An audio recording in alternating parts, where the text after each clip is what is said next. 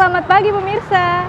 Berita Padang hadir kembali hari ini bersama saya Adini dan sejumlah informasi telah kami siapkan untuk Anda. Berikut selengkapnya.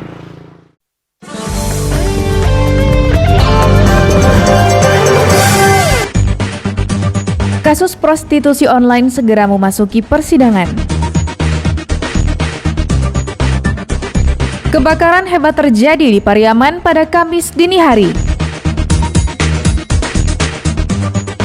Universitas Negeri Padang akan wisuda sarjananya secara daring.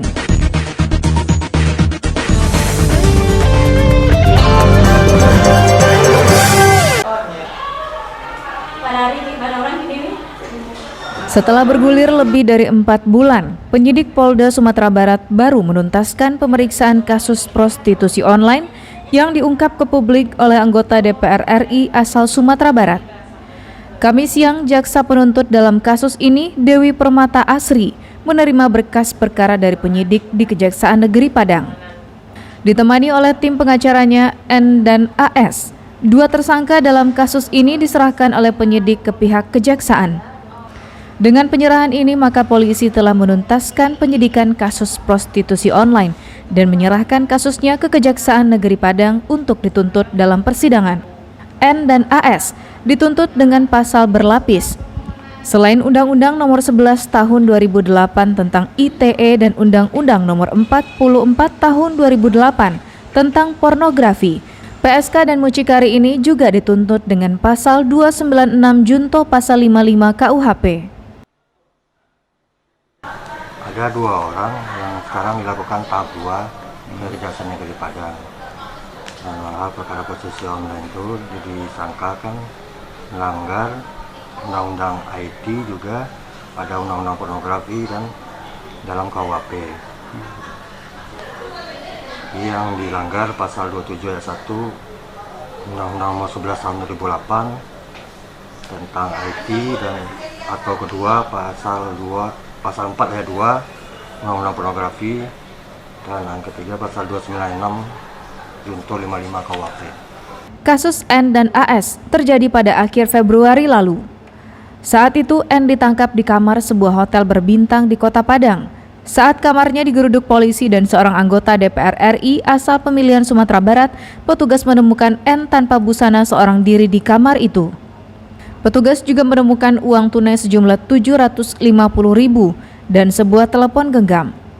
N dan AS kemudian diperiksa di Mapolda Sumatera Barat. 3 hari setelah peristiwa itu, N dan AS ditetapkan sebagai tersangka dan ditahan di Mapolda Sumatera Barat. Kasus ini sempat viral di media sosial dan dikomentari banyak pihak, termasuk Menteri Polhukam Mahfud MD. Seminggu usai ditetapkan sebagai tersangka, penahanan N ditangguhkan polisi atas jaminan keluarga N. Dari Padang, Alfi melaporkan.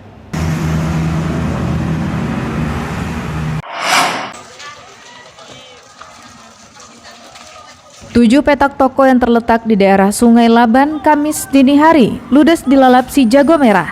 Api merembet dengan cepat menghanguskan toko dan isinya. 7 petak toko yang terbakar itu menjual barang-barang yang beragam. Ada toko pakaian, bengkel sepeda motor, kedai yang menjual barang harian, warung kopi, dan sebuah kantor pos.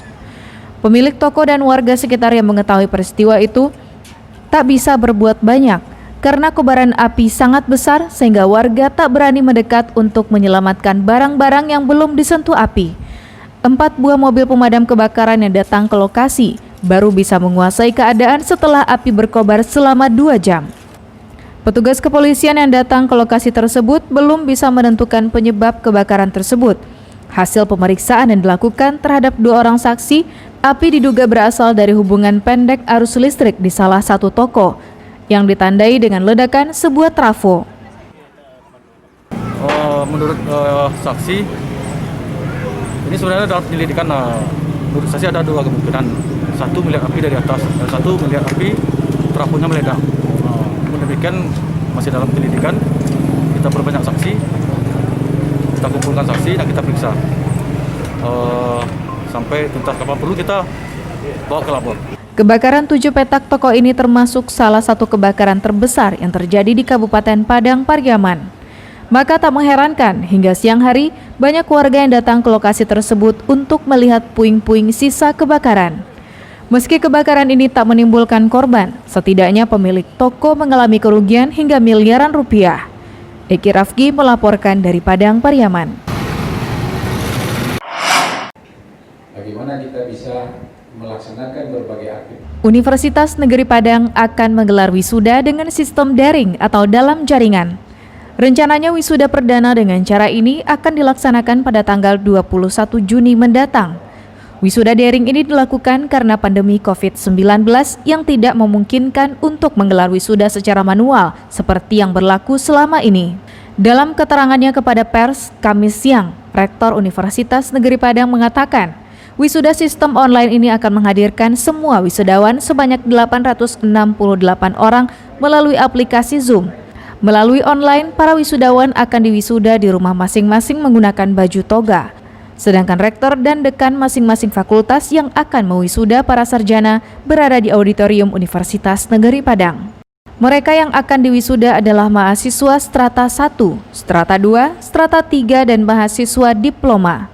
Berbeda dengan wisuda manual, saat prosesi wisuda secara online ini yang hadir hanya beberapa pejabat Universitas Negeri Padang saja, seperti rektor, wakil rektor, ketua senat universitas, sekretaris senat universitas, dekan fakultas di lingkungan Universitas Negeri Padang, dan ketua-ketua lembaga.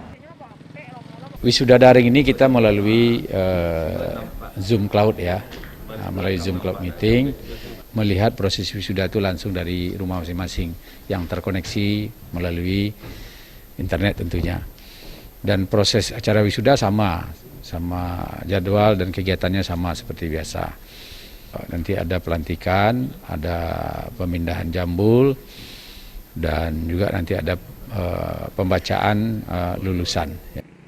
Wisuda yang dilakukan pada tanggal 21 Juni ini merupakan wisuda UNP yang kedua pada tahun 2020 dan yang pertama dilakukan secara online. Nantinya ijazah, transkrip nilai, dan surat pendamping ijazah akan dikirim ke surat elektronik masing-masing wisudawan yang nantinya tinggal dicetak oleh para wisudawan tersebut. Laude Jardio Anse melaporkan dari Padang.